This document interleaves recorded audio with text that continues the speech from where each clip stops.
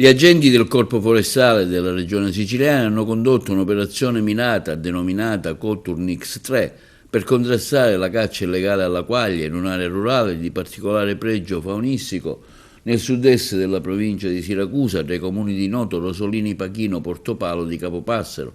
L'operazione è stata preceduta da prolungati appuntamenti notturni per diversi giorni, al termine del quale gli agenti hanno sequestrato attrezzature non conformi alla normativa, come apparecchi per richiami acustici vietati e utilizzati per attirare gli uccelli. Il controllo del rispetto delle regole della caccia nelle aree rurali e la tutela dell'ambiente a cura del Corpo Forestale, ha affermato l'assessore regionale al territorio e ambiente, l'agrigentina Giusy Savarino, sono tra le attività che l'assessorato al territorio svolge a salvaguardia delle biodiversità. L'operazione dei giorni scorsi testimonia l'impegno costante delle autorità nella tutela del patrimonio faunistico e nel contrasto alle attività illegali che minacciano l'ambiente. Le attività dell'assessorato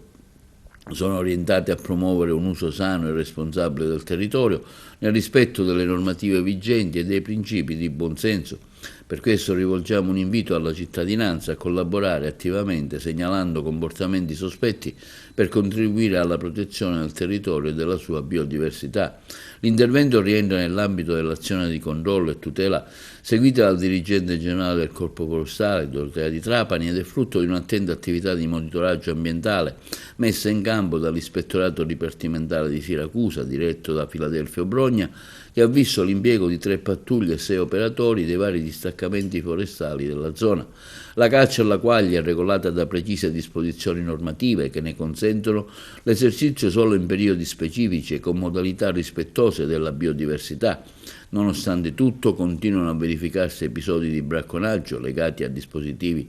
illegali, come richiami acustici dotati di timer che si attivano e disattivano automaticamente, rendendo più complessa l'individuazione dei responsabili rispetto al passato.